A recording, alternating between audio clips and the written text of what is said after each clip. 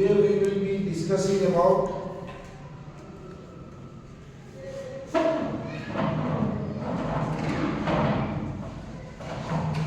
this is called the case history format. Case history तुम लोगों को सुनाई दे रहा है तो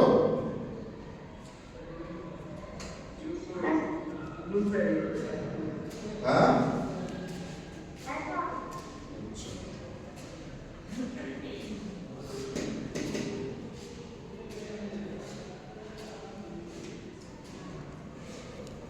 तो केस हिस्ट्री फॉर्मेट हम लोग आज डिस्कस करेंगे।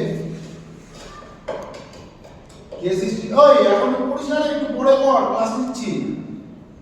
केस हिस्ट्री फॉर्मेट में जो देयर आर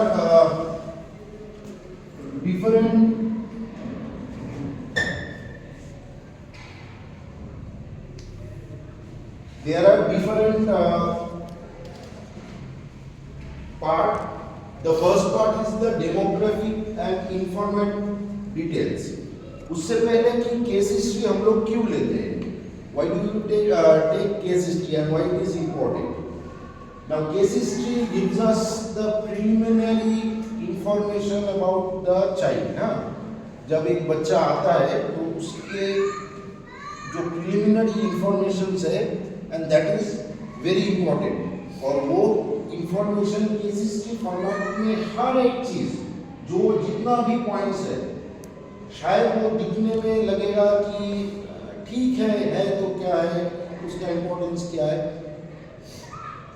बट हर एक point is very important, every point is very important and there are some do's and don'ts of case history. लोगे तो what are the do's and the don'ts? The first do माने जो नहीं करना है वो है कि you shouldn't be preconceived with any idea. बच्चा को देख के अपने आप में मन में आप लोग उसका इंफॉर्मेशन भरने का कोशिश नहीं करो। एंड सेकेंडली इज जब केस हिस्ट्री का इंफॉर्मेंट से आप पूछते हो उसके बारे में, क्योंकि बच्चा तो बोल नहीं पाएगा आपको, तो उसके बिहाफ पे कोई आपसे बात करेगा, इंफॉर्मेशन देगा, तो वो जो कहते हैं वही आपको रिकॉर्ड करना है, भले ही आपको लगे कि ये शायद ठीक नहीं बोल रहे हैं, शायद ये गलत इंफॉर्मेशन है। देयर इज आपके पास ऑप्शन है वो लिखने के लिए कि हमको लग रहा है कि ये इंफॉर्मेशन गलत है, लेकिन जो वो इन्फॉर्म करेंगे वही आपको लिखना है। And third, never try to put your words in the informant mouths, कि आप वो सुनना चाहते हो वो आप बुलवाने की कोशिश नहीं करो इन्फॉर्मेंट्स, कि हम ये सुनना चाह रहे हैं और क्योंकि हमको ये बताया गया है कि आप बोलेंगे तभी हम लिख पाएंगे तो हम आपके मुंह से वो चीज़ बुलवाएंगे, वो कोशिश नहीं करवा, जो है वही लिखो। उसके बाद जो आपका जो पार्ट जब आएगा लिखने का तब आप लिखना। तो पहला जो पार्ट है ये है डेट ऑफ इवैल्यूएशन। हाँ, तो ये क्या है, इसमें क्या क्या लिखोगे इसमें? जिस दिन हमने इवैल्यूएट करने हैं तो वो डेट डालोगे। It's a very common normal information. इससे हमको क्या पता चलेगा? मान के चलो कि टुडे इज 17, ठीक है, हम उसकी जगह में 10 उससे क्या फर्क पड़ेगा? किसी चीज में फर्क पड़ेगा कुछ?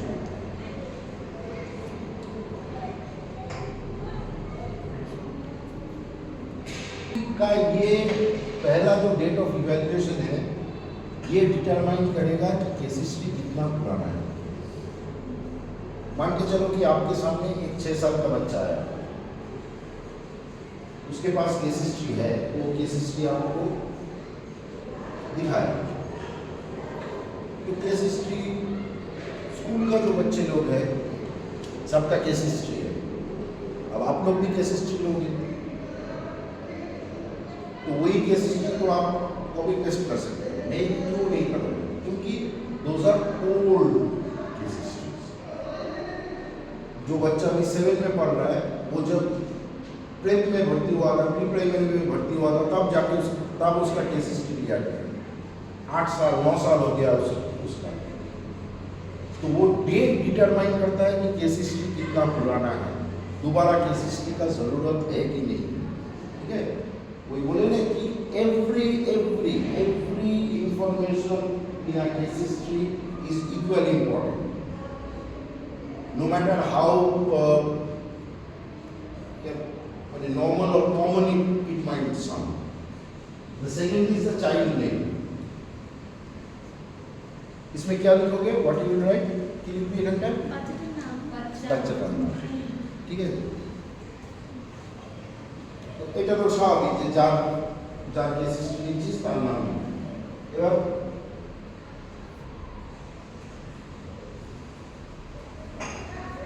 প্রবলেম হচ্ছে এটা এই ইনফরমেশনের কি দরকার, কি হবে?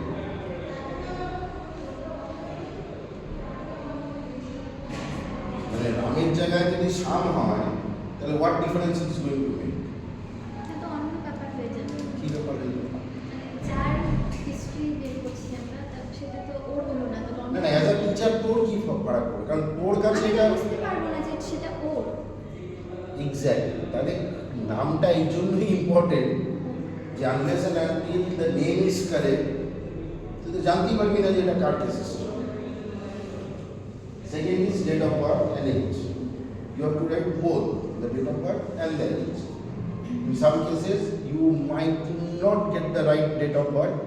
In that case, age लिखना, लेकिन date of birth available है तो date of birth and age दोनों लिखना। This ये is a very important, क्योंकि एक 2 साल का बच्चा आपके पास आया और एक 7 साल का बच्चा आपके पास पहली बार आया में बहुत डिफरेंस है। So that will determine. Case history का मजा क्या है? The very why case history is very important is that भले ही केस हिस्ट्री लोगे आप, इंफॉर्मेशन आएगा मेरे पास, आपने लिया, बार बार तो केस हिस्ट्री लिया नहीं जाता है। आपने इंफॉर्मेशन लिया, लेके आपने फॉर्म फिलअप कर दिया है, वही लेके बच्चा मेरे पास आया। अब मैं बच्चे को डील करूंगा, तो आपने जो लिखा उसके बेस पे ही मैं बच्चे को डील करूंगा। तो इसलिए दैट इज वेरी इंपॉर्टेंट। हाँ, क्योंकि मुझे पता चलेगा कि मान के चलो कि हर समय तो इंफॉर्मेट बच्चे के पास नहीं आएगा।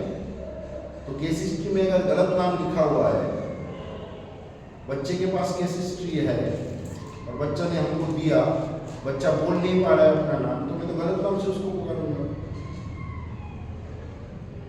और मैं उसको सिखाऊंगा तुम्हारा नाम ये है। Not necessarily every time the informant will be present. So once the case history, और वो केस हिस्ट्री बहुत सारे लोगों के हाथ में जा सकता है।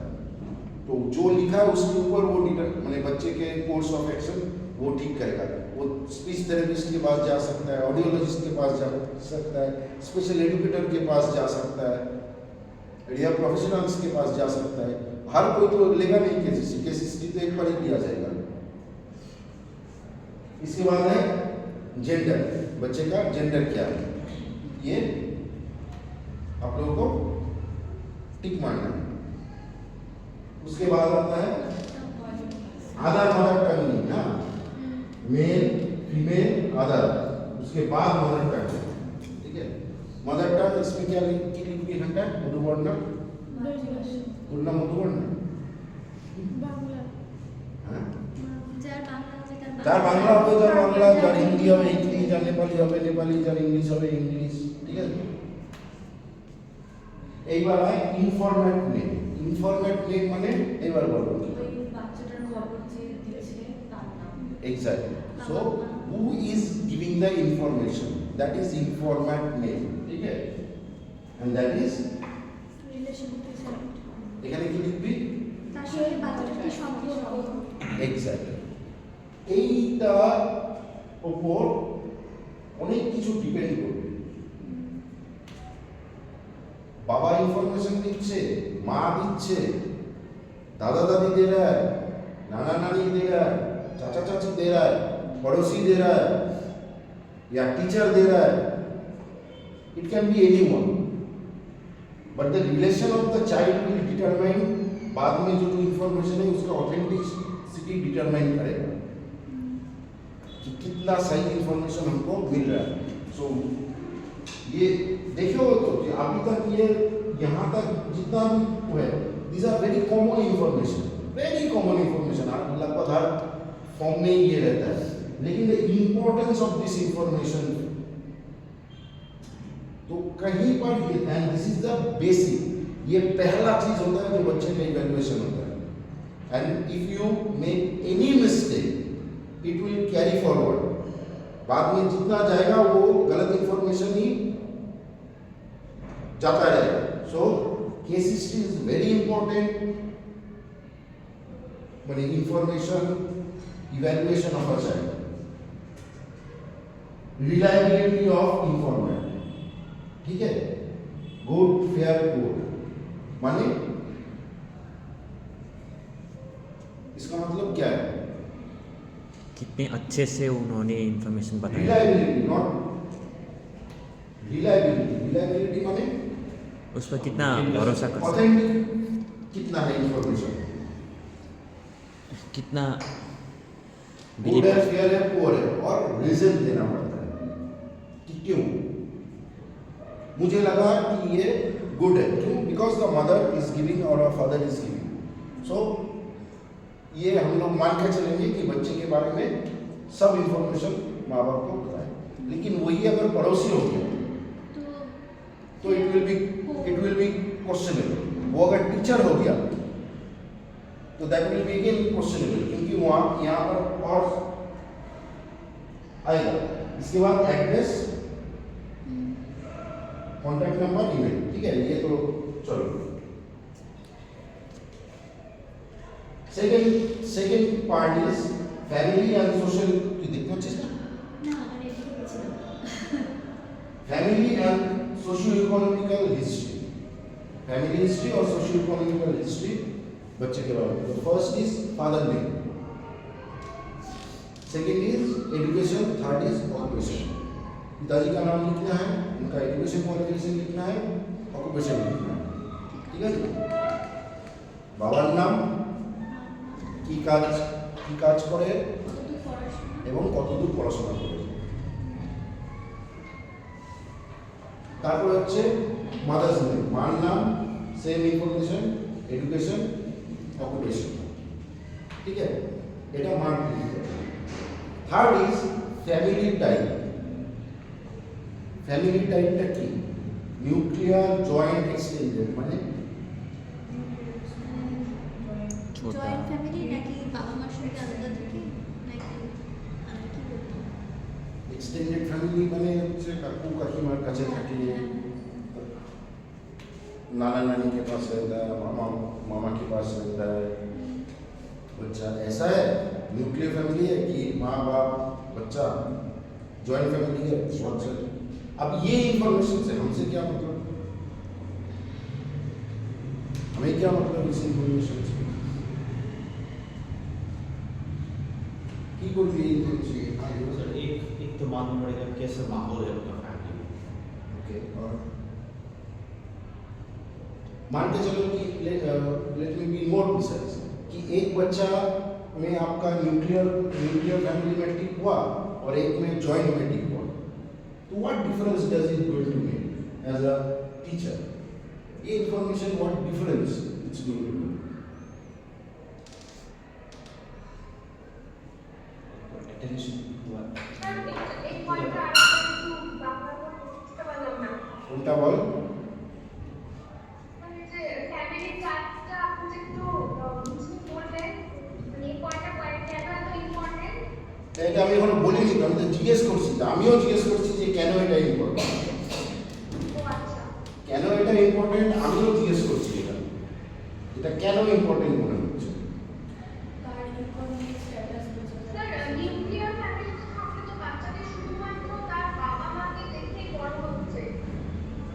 আর জয়েন্ট ফ্যামিলিতে থাকলে সেখানে ঠাকুরদা ঠাকুমা কাকা কাকি জ্যাঠা জেঠিমা অনেকে থাকতে পারে, সবার ইমোশন সমান হয় না, তো বাচ্চাটা স্বাভাবিকভাবে ছোট থেকে নানা রকম ইমোশন নানা রকম ভাব বিনিময়ের মাধ্যমে ও বড় হবে।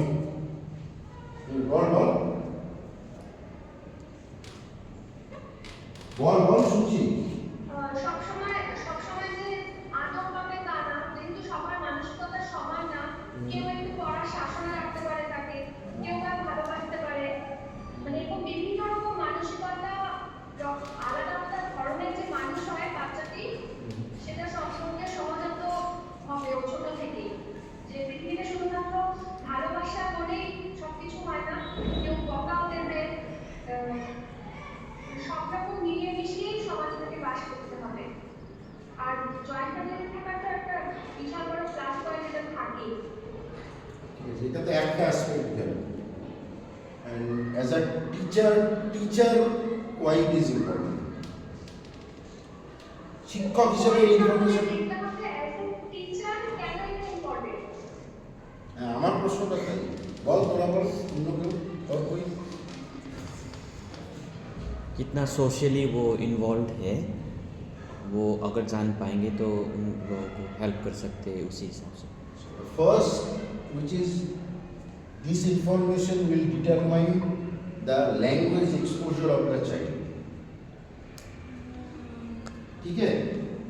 जॉइंट फैमिली में बड़ा हो रहा है, यानी the exposure to language is much more to the child than that of a nuclear family child. माँ बाप एडप्ट कर लेगा साइन लैंग्वेज में, ज़्यादा लैंग्वेज के ऊपर जोर नहीं देगा, बच्चे के ऊपर अटेंशन स्पैन ज़्यादा रहेगा। जॉइंट फैमिली में बच्चा लैंग्वेज बोलने का उसमें और उसका exposure to language will be more, और वो उसके ऊपर जब आप स्पीच को लेके काम करोगे, माँ बाप शायद बहुत जल्दी अडॉप्ट कर लिया बच्चे के साथ, वो भी साइन कर रहा है, ये भी साइन कर रहा है, चलो आप भले ही कितना भी स्पीच को लेके उसको आप काम कर रहे हो, लेकिन वो घर में तो जाके तो वो नहीं कर रहे हैं। आप माँ बाप को बोल भी रहे हो कि आप उससे बात करने की कोशिश कीजिए, ये कीजिए, बट इन रियलिटी वो एक माने होता है ना कि कंफर्ट जोन में रहेगा। कितना बार बोलोगे? बच्चा भूखा है, हाँ आपको पता है कि बच्चे को अभी खाना खिलाना है, तो आप कितना बार बोलोगे कि आप ये खा रहे हो, ये चाहिए? आप तो इशारा में काम हो रहा है। वो माँ के लिए भी, और ये तो this is a day in day out task, ये तो नहीं है कि 15 मिनट का एक वो है काटिए, उस टाइम रूल्स एंड रेगुलेशन आप सो ये चीज अगेन वेरी इंपॉर्टेंट। ये यहाँ से आपको लेना है, इंफॉर्मेशन लेना है। सो दिस इज ये आपका इसलिए इंपॉर्टेंट है, ठीक है? इसके बाद आता है सोशल इकोनॉमिक स्टेटस। बीपीएल है, लोअर मिडिल क्लास है, मिडिल क्लास है, अपर मिडिल क्लास है, अपर क्लास है, मिडिल क्लास है, अपर क्लास है। तो that will determine कि मान के चलो why again this information is important। हमसे क्या मतलब? हम तो तुमको पूछे कि तुम्हारा इकोनॉमिक स्टेटस क्या है, तुम्हारा क्या है, तुम्हारा क्या है, तुम्हारा क्या है, पूछे? नहीं पूछे। क्यों नहीं पूछे? क्योंकि हमको उससे कोई मतलब है नहीं, इसलिए हम पूछे नहीं। हमको ये जानना नहीं है, इससे हमारा कोई काम बनेगा नहीं, इसलिए हम पूछे नहीं। लेकिन यहाँ क्यों पूछा जाता है? और एज अ टीचर आपको इससे क्या मतलब कि पिताजी कितना इनकम करता है, उससे आपको क्या मतलब? बच्चे को उससे क्या फर्क पड़ेगा? কারণ এগুলো তো ব্যয়বহুল, যেগুলো থেরাপি দেওয়া হয় বা পড়াশোনা, সেটা ওরা কতটা নিতে পারবে? এক্স্যাক্টলি পড়াশোনাটা ব্যবহার করবে সারা পৃথিবীতে পড়াশোনা ব্যবহার করবে পড়াশোনার মানে মতো থেরাপিগুলো বিশেষ করে পড়াশোনার মতো মানে cheapest and the most valuable thing আর পৃথিবীতে দ্বিতীয় কিছু নেই। সবচেয়ে সস্তা একটা জিনিস। আর ডিগ্রিগুলো কিছু কিছু ডিগ্রি কস্টলি হয়, জানার জন্য পয়সা লাগে। Knowledge is not always related with finance. Why this is important is that कि मान के चलो कि हम एक लास्ट क्लास में पढ़े थे टाइप ऑफ हियरिंग एड। अब गार्जियन आपसे पूछ रहा है कि हम बच्चे के लिए एक हियरिंग एड लेंगे। ऑडियोलॉजिस्ट के पास गए थे, ऑडियोलॉजिस्ट ये 4 हियरिंग एड हमको दिखाए। तो आप पूछोगे, आपसे पूछेगा कि ভালো কোনটা, তাই তো? ভালোটা ইজ এ ভেরি মানে সাবজেক্টিভ থিং, ভেরি সাবজেক্টিভ। তোদের মধ্যে অনেকে আমাকে জিজ্ঞেস করেছিল ভর্তি হওয়ার আগে যে এখানে দুটো কোর্স চলে, ভালো কোনটা? এত তোর জন্য যেটা ভালো আরেকজনের জন্য সেটা নাই ভালো। ও একরকম উদ্দেশ্য নিয়ে এই কোর্সটা করছে, ও একরকম উদ্দেশ্য, ওর একরকম উদ্দেশ্য, তোর একটা उद्देश्य, তোর একটা, किस लिए कोर्स में भर्ती हुए हो? ऑब्जेक्टिव तो अलग अलग है सबका, एक जैसा तो नहीं है। तो तुम्हारा ऑब्जेक्टिव के साथ तुम्हारा नहीं मिलेगा, तुम्हारा ऑब्जेक्टिव के साथ जो आईडी कर रहा है उसका ऑब्जेक्टिव नहीं मिलेगा, बोल के तुम लोग ये कोर्स कर रहे हो, दूसरा कोई वो कोर्स कर रहे हो।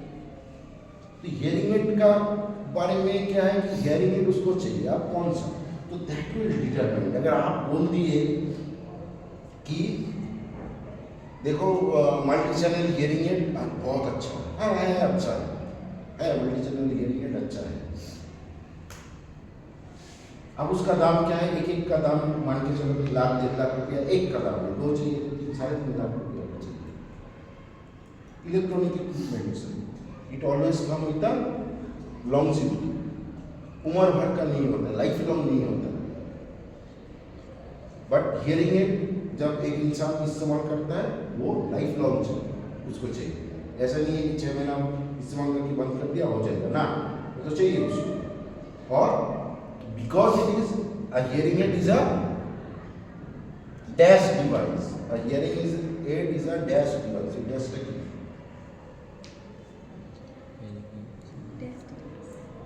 a hearing aid is a dash device.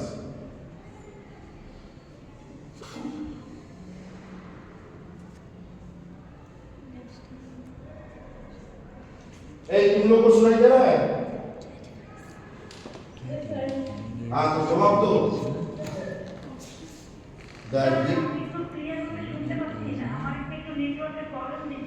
এইটা তো আমি অপার হবে, এই জায়গাটাতে তো আমি কোনো রকম ভাবে যদি কস্টলি সরাসরি বলতে চাচ্ছেন?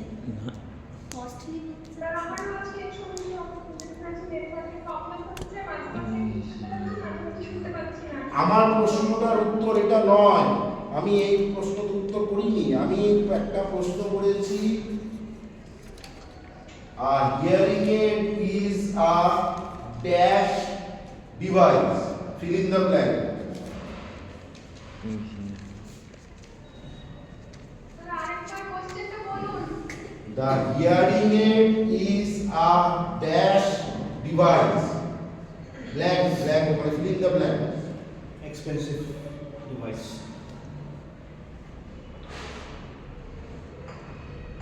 एडिफ में मुफ्त में मिलता है, गवर्नमेंट मुफ्त में देता है एडिफ स्कीम।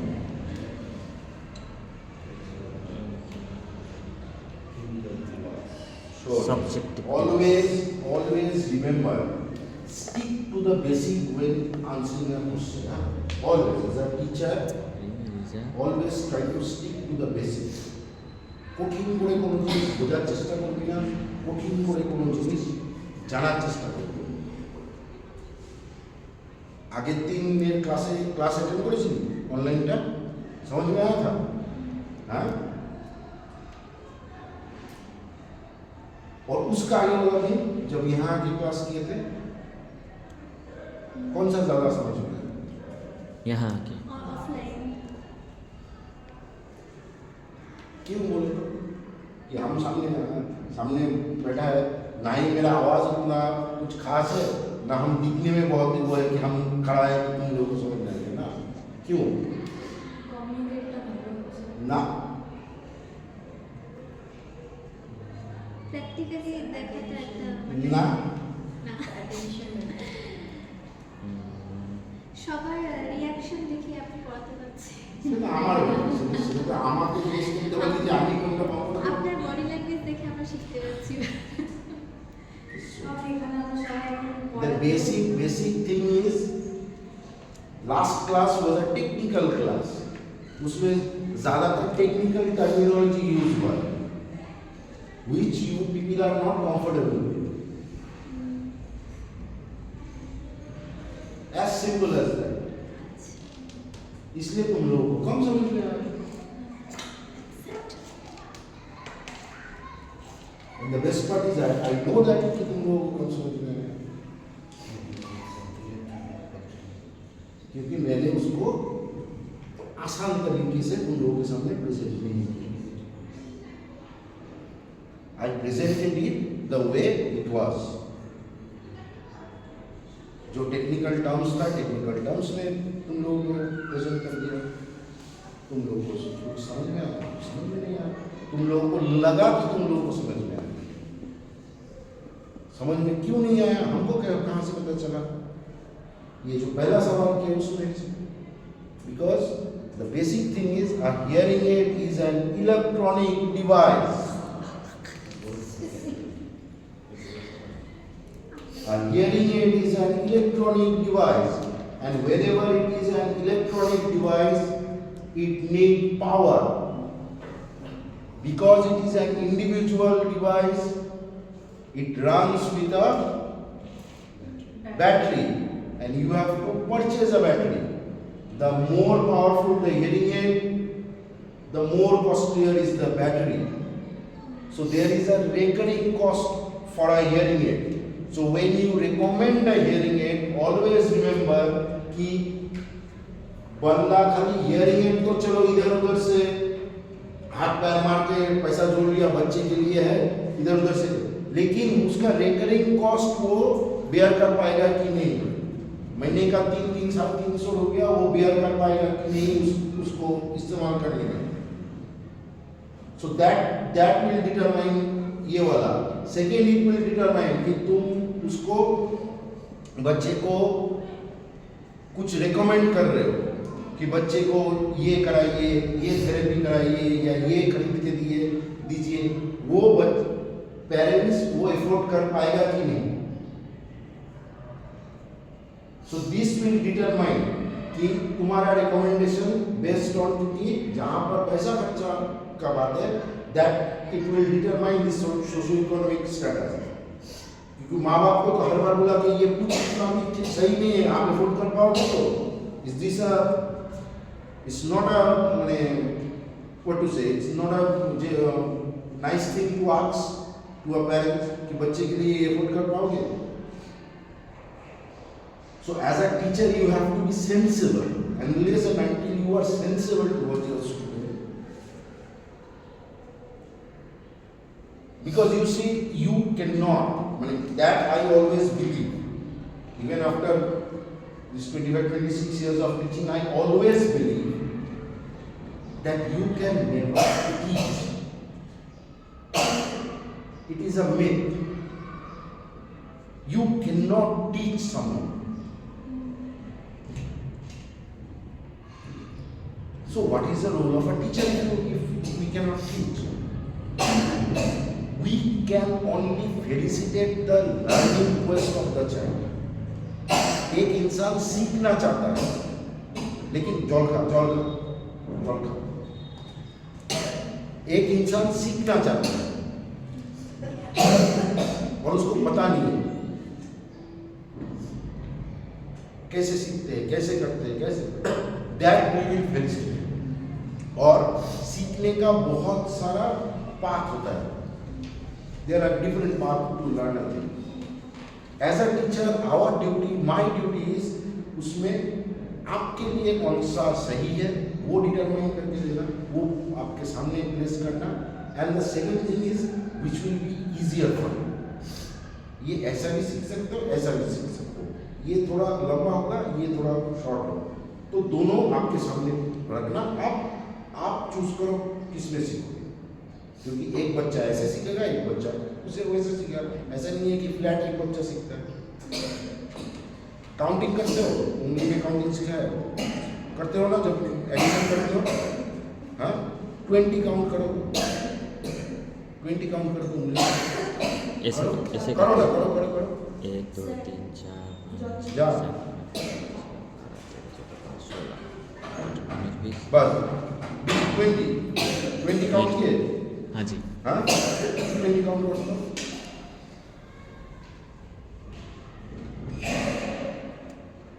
हेलो, तुम 20 काउंट करो।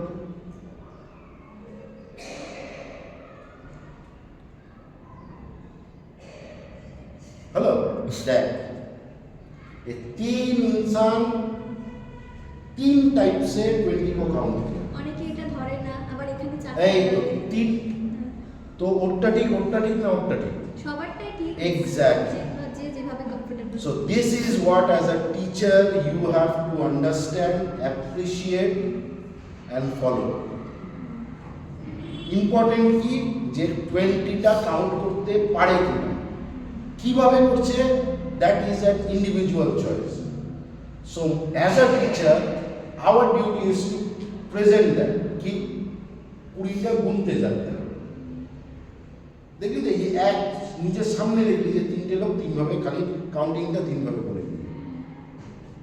सो यही चीज सोशियो इकोनॉमिक हम लोगों को वो बच्चे के ऊपर सेंसिबल होना सिखाता है, जिस कारण से दुनिया भर में जितने भी सोशियो इकोनॉमिकली थोड़ा पिछड़ा हुआ देश है, हर एक एजुकेशन सिस्टम में one thing is mandatory.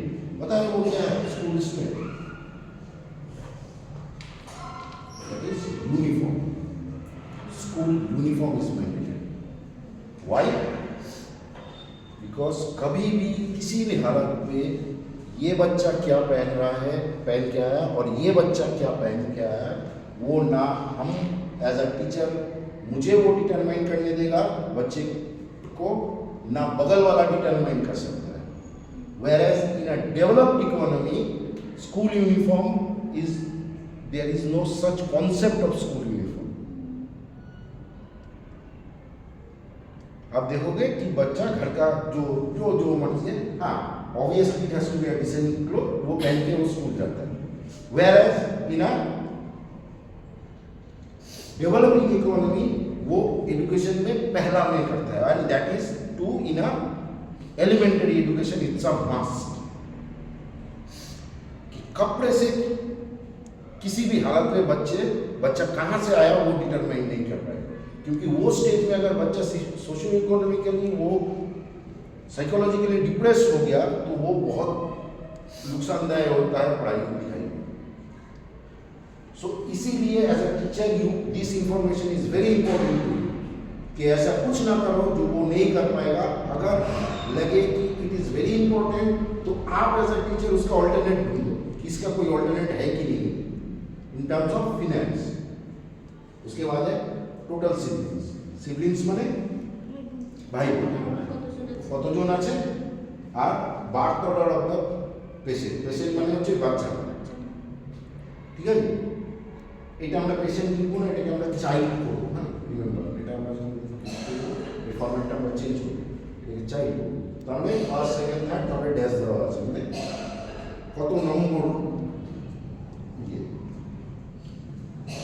History of hearing loss in family, বাড়ির ফ্যামিলিতেও আগে এরকম ছিল কিনা। ইয়েস অর নো, যদি ইয়েস হয় তাহলে লিখতে হবে কার কোথায়। এন্ড এটা যখন জিজ্ঞেস করবি তখন সবসময় এটা জিজ্ঞেস করবি যে মার দিক থেকেও কাউর আছে কিনা, বাবার দিক থেকেও কাউর আছে কিনা। जीवन नहीं लिखना पड़ेगा, ये मैं दे दूंगा, जीवन मैं ये दे दूंगा, वेस्ट ऑफ एनर्जी तुम लोगों का ही है, तुम लोगों को ही दे देगा, लिखना नहीं। समझ लो पहले history of hearing loss in the family is माँ की तरफ से भी पूछो, पिताजी की तरफ से भी पूछो, ठीक है। एक कॉन्सेंट्रेटिविटी की ये सब नो मैंने कॉन्सेंट्रेटिविटी ठीक है। देखिए অন্য সাবজেক্টে পড়ার কথা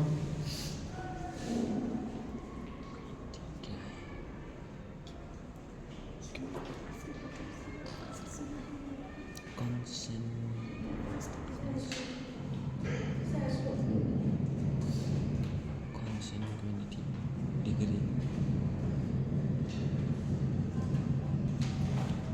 रिसर्च क्या बोलता है जानते हो?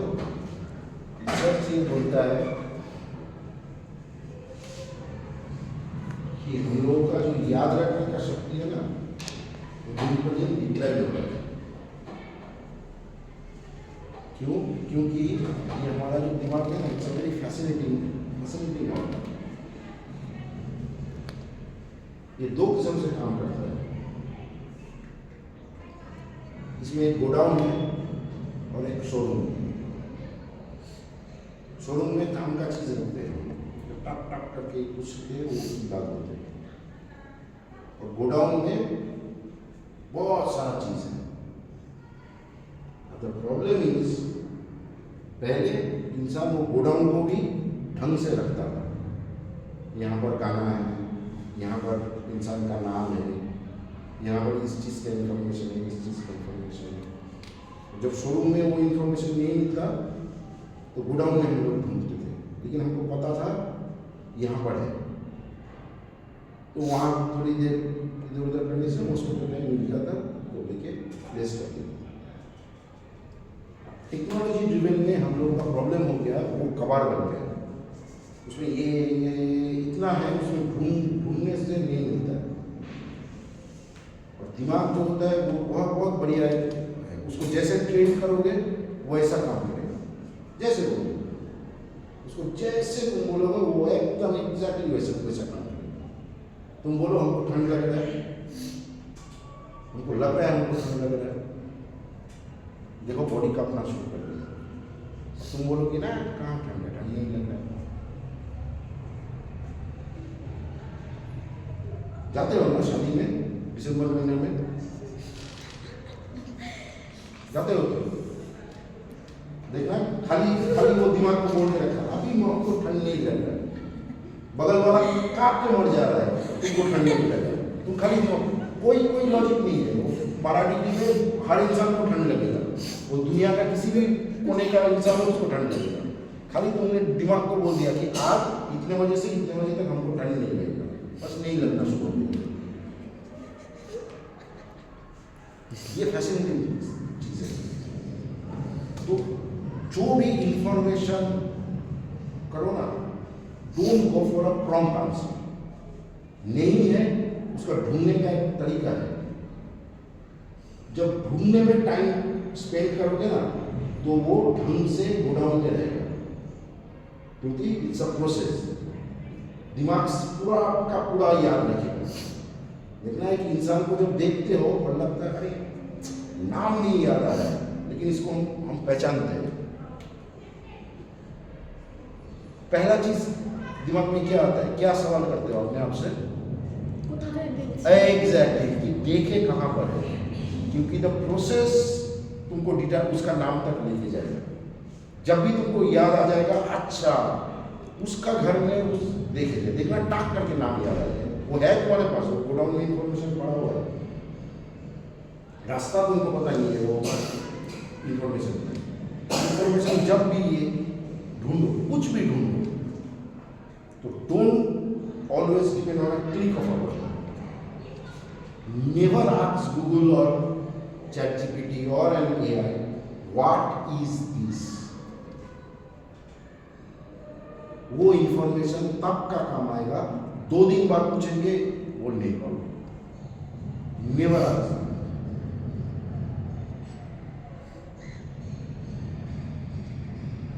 कॉन्टेक्स्ट में पूछो ताई व्हाट इज कॉन्टिन्यूटी लिखो, जवाब दो तुम। अब 10 साल पहले हम तुमको डांटते इसके लिए, आज हम डांट नहीं पाएंगे। क्यों? क्योंकि ये इनएविटेबल है और टेक्नोलॉजी को बाईपास करके कुछ नहीं होता, पढ़ाई लिखाई को कभी नहीं होता। लेकिन 10 साल पहले हम डांट देते कि हम खड़ा है तुम कहे गूगल देख रहा है, क्या दिया?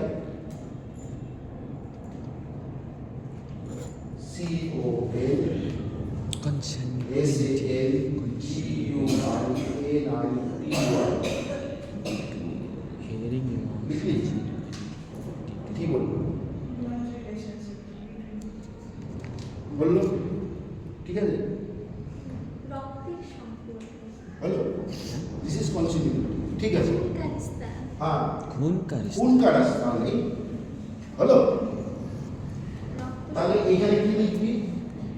ইয়েস অর নোতে কি লাগাবি? মানে ওরা যদি থাকে, যদি কি রক্ত সম্পর্ক বলতে থাকে, কি রক্ত সম্পর্ক বলতে কি?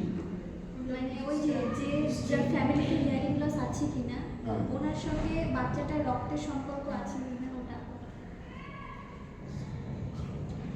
সম্পর্ক তো থাকতেই হবে, না নাহলে কেমন করে হবে? ও তাহলে কি এই দেখলি তো এই ইনফরমেশনটা থেকে যা উত্তরটা আসলে it's right answer. Consequently mean close. अब इसमें कॉन्टेक्स्ट में उसको सवाल करना, what does length, same question था, what does consequently mean in terms of hearing, while while in terms of case history, in terms of case history, no, in terms of while, in terms of while while taking case history। Case history. এইবার search দেবে, দেখ কি বলতে হবে।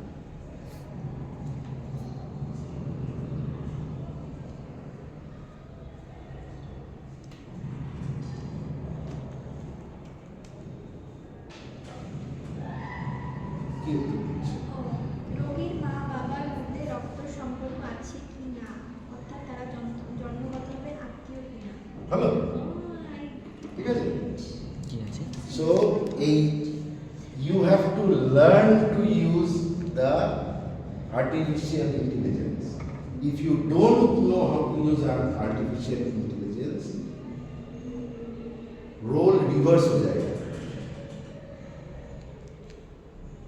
यहाँ तुम artificial intelligence को काम में नहीं लगा रहे हो, artificial intelligence तुमको काम में लगा रहा है। So as a human ये ठीक नहीं। So never ask this kind of question कि what is continuity। देखिए तो এই continuity জিজ্ঞেস করলি কি উত্তর দিল, আর যখনই জিজ্ঞেস করলি যে কেস হিস্ট্রির টার্মসে continuity মানে কি, এইখানে বলা হয়েছে হচ্ছে যে माँ और पिताजी में कोई रिलेशनशिप माने क्या बोलते हैं रिलेटिव में शादी होता है, रिलेटिव में नियर रिलेटिव में शादी हुआ है कि नहीं हुआ? ओके, मम्मी पापा के नियर। ना ना ना, माँ और पिताजी नियर रिलेटिव Okay. रिलेटिव है कि नहीं? ये क्यों इम्पोर्टेंट होता है? क्यों इम्पोर्टेंट होता है? मान के चलो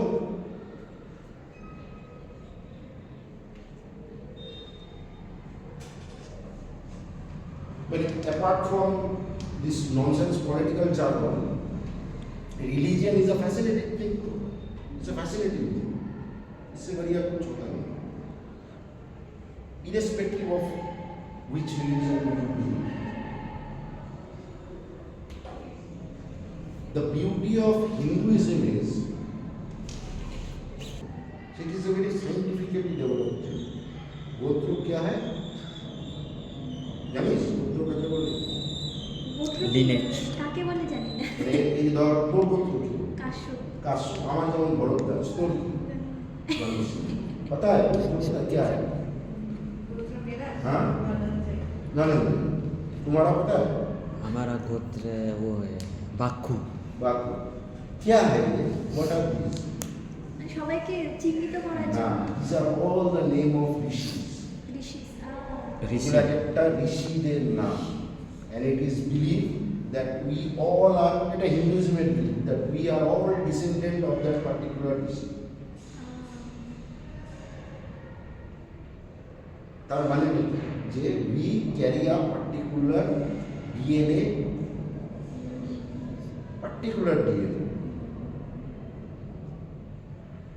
अब मान के चलो कि मेरे डीएनए में मेरे फोरफादर्स डीएनए में कहीं पर एक ये हियरिंग इम्पेयर्ड का एक जेनेटिक डिसफॉर्मिटी है जिसके कारण हियरिंग इम्पेयरमेंट हो सकता है। अब वो ऐसा तो नहीं है कि हमारा जितना डीएनए पूरा का पूरा मेरे बेटी ने किया, नहीं होता है, मिसल मैच होता है, उसका माँ का है, and my DNA is also not pure DNA. उसमें फिर मेरा माँ पिताजी का है, फिर मेरा माँ पिताजी का, उनका माँ पिताजी का है, ऐसे करते करते करते इन सब मिक्स करके मेरे पे आए। और ये लाखों डीएनए में एक अगर डीएनए उल्टा सीधा बने उसका डीएनए था कि जो हियरिंग इम्पेयरमेंट कर सकता है, बट मान के चलो that is the chances is 0.01%। अब मेरा दीदी मेरा रिश्तेदार है, वही एक ही वो भी वो 0.01% लेके आ रहा है, तो मेरा बेटी का तो बढ़ गया, मेरा भी 1, उसका भी 1, उसका तो 2 चांसेस हो गया। अब उसका आगे वाला का भी तो ऐड होते होते आया, किसी एक का था, उसका लिए ये आके ये भी कैरी करके ला रहा है, ये भी कैरी करके ला रहा है, करके फिर यहाँ मैच हो गया, तो ये चांसेस बढ़ जाता है। तो ये यहाँ पर जब यस आता है तो हम लोग ये पकड़ के चलते हैं कि there is a family history और इसके कारण से ये होने का चांसेस इज वेरी हाई। तो उसके लिए हमारा अप्रोच दूसरा रहेगा। भले ही वो इंसान हमको बोले कि नहीं 3 साल तक तो सुनता था, उसके बाद से प्रॉब्लम आया, ना हो ही नहीं सकता, वो एकदम बिफोर बर्थ है, वो इंफॉर्मेशन ठीक नहीं दे रहा है, तो वो कहाँ से क्रॉस चेक करेंगे? माँ बच्चे के बारे में बोल रहा है, हम लोग कौन होते हैं उसको क्रॉस वेरीफाई करने के लिए? यहाँ से पता चलता है। Got it? এই যারা অনলাইনে শুনছিস বুঝতে পারছিস কি বললাম? সব চলে গেছে চলে গেছে তুমি সব বন্ধ করে হ্যাঁ চলে গেছে।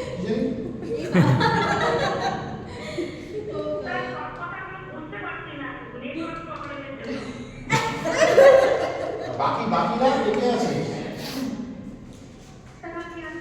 শুনতে পাচ্ছিস কিছু? পাচ্ছি ওই web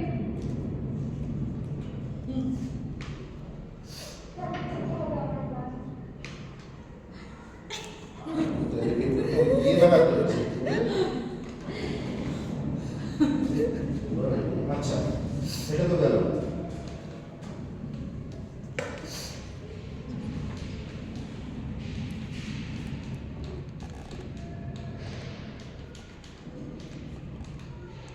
prenatal birth and medical history क्यों टाइम ले रहे हैं? Because this is very important. हाँ ये समझना और तुम लोगों को ये प्रैक्टिकल में करना है। You have to take case history, गलत करेंगे समझने को मुश्किल है। उसके बाद है prenatal birth and medical history. ये प्रीनेटल इंफॉर्मेशन है, infection, medication, high BP, diabetes, radiation. Content তো দেখি একটু বাড়িয়ে দিতে হবে বোধহয় প্রিন্টটা। বোর্ডটা কোনাকুনি দেখা যাচ্ছে। বোর্ড কোথা থেকে দেখছিস? তবে আপনি কিছু লিখছেন? না না আমি তো তোদেরকে পিডিএফ পিপিটিটা শেয়ার করেছি, হ্যাঁ ওটা তো দেখতে পাচ্ছি না, আমি বলছি তা আমার বোর্ড কেন দেখবি? আমি পিপিটিটা শেয়ার করে রেখেছি, পিপিটিটা দেখ, ওটা স্ক্রিন পিপিটি দেখাবে, ওটা স্ক্রিন পিপিটিটা দেখাচ্ছে, পিপিটিটা দেখ। এই যে प्रीनेटल এইগুলো किसका क्या किसका इंफॉर्मेशन क्या है? যে মা তার এটা गुड মা ডিউরিং प्रेगनेंसी এগুলো কোনটা ছিল কি? সমস্যা ছিল। सब में ठीक हो सकता है, एक में ठीक हो सकता है, किसी में ठीक नहीं हो सकता है, दो में ठीक हो सकता है, तीन में ठीक हो सकता है, इट डिपेंड्स। ठीक है, उसके बाद बर्थ কিভাবে জন্মেছে, প্রি-টার্ম নাকি সি সেকশন না নরমাল? तो ड्यूरिंग बर्थ ইনফেকশন টর্চ এগুলো torch is a infection type of infection during pregnancy होता है यूनिवर्सल टॉर्च। सर माँ को ड्यूरिंग प्रेगनेंसी ये हुआ था? ये कुछ हुआ था कि नहीं? ओके। कॉजेज ऑफ डिसेबिलिटी पढ़े हो ना, कॉजेज ऑफ डिसेबिलिटी उसमें है ना,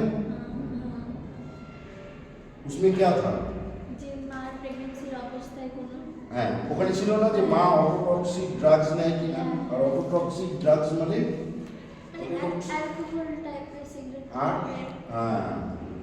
দ্যাট ইজ নিকোটিন, হ্যাঁ that is not autotoxic drug. Autotoxic drug is schedule H drug, যেগুলো খুব হার্মলেস আমরা মনে হয়। জ্বর মনে হলে কত খাস? पैरासिटामोल 500 या 650? 650 खाते हैं हम लोगों को, लगने से हम लोग खाते हैं 650 कि बुखार शायद लग रहा है, whereas the recommended dose is जब हम लोगों को 100 क्रॉस करता है तब हम लोगों को पैरासिटामोल लेना होता है। ठीक है, आप तुम 98 पे तुमको लगा बुखार, हमको लग रहा है बुखार थोड़ा सर्दी थोड़ा सर दर्द कर रहा है, 650 पैरासिटामोल खा लीजिए, ठीक है ना, तो वो काम करेगा। वो जिस काम के लिए तुमने उसको शरीर के अंदर डाला है वो काम करेगा। अब वो ढूंढेगा, वो ढूंढता रहेगा कहाँ क्या करना है, उसको मिलेगा नहीं, वो काम करके चला जाएगा। अब वो ज़्यादा अगर लगा एंटीबायोटिक खाचिस, हाँ की खाचिस कौन एंटीबायोटिक कौन डॉक्टर है सर एजिथ्रोमाइसिन खाचिस, हैं कौन डॉक्टर 5টা ট্যাবলেট খেতে দিয়েছে? 4টা কোনো বোঝে না বাবা, 5টা হয় 3টা হয়, আর নাহলে তো বড় 10টার কথা দিবে। পাড়ার দোকানদার দিয়েছে তো, পাড়া কাকু দিয়েছে তো, শিডিউলে যে তার শিডিউলে একটা খেয়ে নিল, ঠিক আছে। হার্মলেস একটা ইনফেকশন। প্রথম কথা হচ্ছে যে ভাইরাল ইনফেকশন হলে অ্যান্টিবায়োটিক কাজই করবে। অ্যান্টিবায়োটিকটা কেন খাওয়া জানিস? না, অ্যান্টিবায়োটিক খাওয়া হচ্ছে ব্যাকটেরিয়া ইনফেকশন হওয়ার জন্য। সারা পৃথিবীতে ভাইরাল ইনফেকশনের জন্য কোনো অ্যান্টিবায়োটিক হয় না। অ্যান্টিবায়োটিক দেয় হচ্ছে ভাই ব্যাকটেরিয়াল ইয়ে করার জন্য। তোর যেটা হচ্ছে সেটা হচ্ছে ভাইরাল হচ্ছে, seasonal change, dust allergy, viral হচ্ছে, তুই খেলে দিলে অ্যান্টিবায়োটিক। এবার ওর একটা পার্ট হচ্ছে তোর কাশিটাকে কমাবে, বাকি এত বড় একটা পার্ট আছে, এত বড় একটা পার্ট আছে জানিস। এবং সেটা কিসের জন্য দেওয়া শুনলে অজ্ঞান হয়ে যাবে যে এই এত বড় ওষুধের কঠিন ওষুধের জন্য ওই অ্যান্টিবায়োটিক। এবার এটা কী হবে বলতো, রেজিস্ট্যান্স তৈরি হয়ে যাবে। অ্যান্টিবায়োটিকের কাজটা কি জানিস তো, যে ও ঢুকে পার্টিকুলার ওই জনারটাকে ও ক্ষতি করে দেবে। এবার ও যখন ওটা পাবে না, ও কিন্তু ওখানে থেমে যাবে। এবার যখন আসতে থাকবে, এবার ওর মজা হচ্ছে ভাইরাল দিয়ে মজাটা হচ্ছে ও নিজে বাড়ে। এবার ও র্যাপিডলি চেঞ্জ হয়, ভাইরাস অ্যাডাপ্ট করতে পারে, ভাইরাসের অ্যাডাপ্টিবিলিটি মারাত্মক। এরকম এটার সাথে এটা ওটার সাথে এটা মিউটেশন করে ইয়ে করে। এবার কী হবে বলতে, একটা টাইমে যখন সত্যি দরকার পড়বে তখন দেখবি অ্যাজিথ্রোমাইসিন খেয়েই যাচ্ছিস, ডাক্তার পাগল হয়ে যাবে যে কী অ্যাজিথ্রোমাইসিন কাজ করছে না। তারপরে যে টেস্টটা দিবে সেই টেস্টের খরচা হচ্ছে মিনিমাম শুরু আছে 14,000 টাকার থেকে, শেষ তো উপরের টাকা যাবে। সেটা হচ্ছে অ্যান্টি অ্যালার্জিক টেস্ট, ইয়ে করবে যে রেজিস্ট্যান্স কোনটা হচ্ছে দেখার জন্য। শুরু আছে 14,000 টাকার থেকে টেস্ট। যে ওষুধটা কেন কাজ করছে না সেটার জন্য, তখন ডাক্তারকে গালাগালি করবে, এই ডাক্তার এত টাকার জন্য টেস্ট করাচ্ছে। কখনো খাবি না, কখনো খাবি না। Schedule H drug, never take schedule H drug. এর পরবর্তীকালে কি কি কমপ্লিকেশন আসতে পারে কল্পনা করতে পারবি না। আর তোরা তো একদমই খাবি না এটা, কারণ 100 জনের মধ্যে 99 জন হচ্ছে অ্যানালিটিক। এখনই চেক করলে, ভালো জায়গায় চেক করলে ডাক্তার ভর্তি, মানে বিদেশে চেক করলে ডাক্তার ভর্তি করে 2 বোতল রক্ত দিতে পারবে, চোখে দেখে বলতে পারবে, চোখ দেখে বলতে পারবে। যদি বিদেশে ডাক্তার দেখাস, আমাদের দেশের ডাক্তার এটা নর্মাল কতটা ইয়ে করবে, বিদেশে ডাক্তার দেখা বলবে এখনই ভর্তি হন, রক্ত দিতে লাগবে, মানে এতটা অ্যানালিটিক।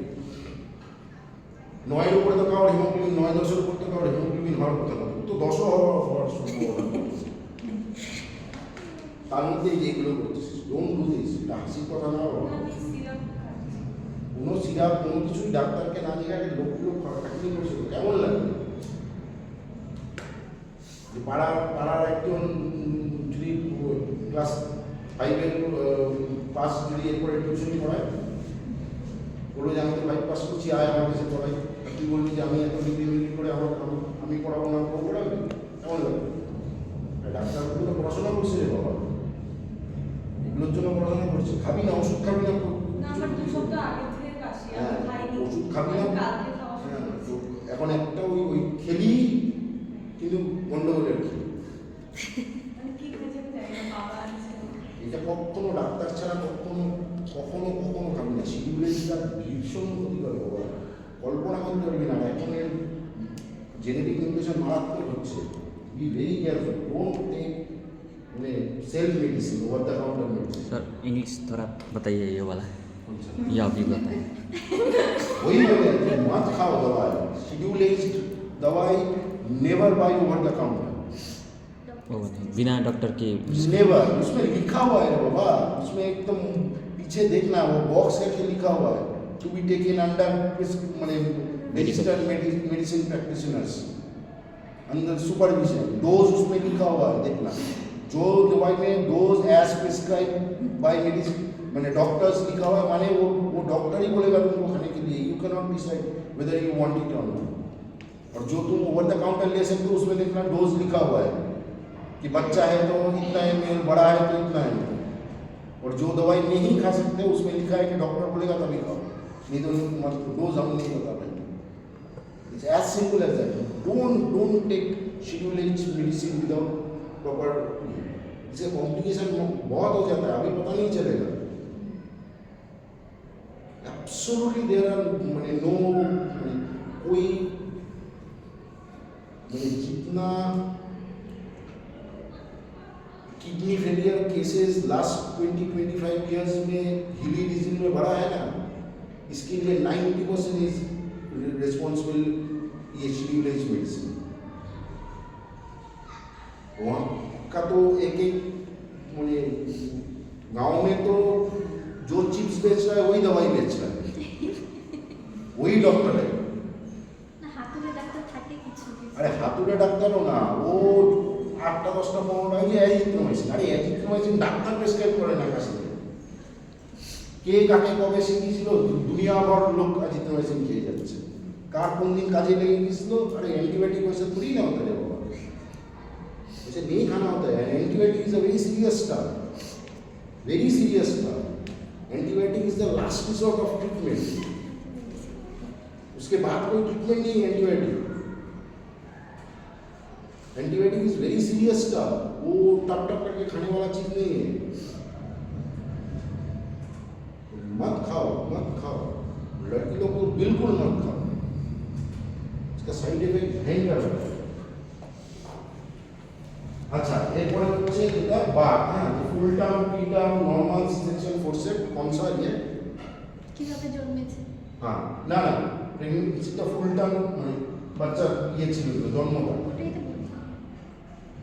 नियोनेटल माने जन्मेर परे, जन्म के तुरंत बाद का स्टेज को नियोनेटल कहते हैं। उसमें क्या है? Delayed crime. डिलेड क्राइम माने हाँ, देर से हुआ है। बर्थ एफेसिया माने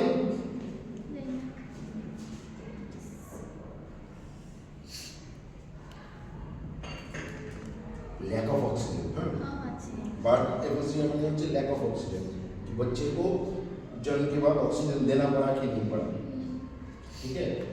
उसके बाद है जॉन्डिस, जॉन्डिस হয়েছে। जॉन्डिस हुआ कि नहीं हुआ, ठीक है। फोटोथेरेपी छोड़ दे, ये नहीं चाहिए, थोड़ा फोटोथेरेपी में उसमें देखते हैं ना इंक्यूबेटर में उसमें बच्चा को डालते हैं। There are different reason incubator में डालने का। जॉन्डिस में जो होता है वो इन्फेक्शन, बच्चा कोई इन्फेक्शन लेके उसका इन्फेक्शन को मतलब WBC आई है बोल के इंक्यूबेटर में रखते हैं, उसका ट्रीटमेंट का प्रोसेस अलग होता है और जॉन्डिस में अलग होता है। जॉन्डिस में ये फोटोथेरेपी होता है, बल्ब जला के उसको गर्मी में लगता है वो, उसका भी साइड इफेक्ट्स है। NICU स्टे माने होच्छे नियोनेटल ICU उसको लगा कि नहीं लगा, यस और नो। अगर लगा तो किस कारण से लगा और ड्यूरेशन क्या है, कितना दिन, 1 घंटा 2 घंटा 1 दिन 2 दिन 5 दिन 7 दिन, उसके ऊपर डिटरमाइन करेगा कि नॉट नेसेसरी इसमें हाँ होगा माने इसी कारण से हियरिंग इम्पेयरमेंट हुआ नहीं, but there is a chances कि इस कारण से हो सकता है। मतलब मेरा अगर हिस्ट्री लोगे तो मैं इसमें टिक दूंगा, मेरा मेडिकेटर इसमें टिक दूंगा, इसमें टिक दूंगा, इसमें मैं लिखूंगा 2 दिन।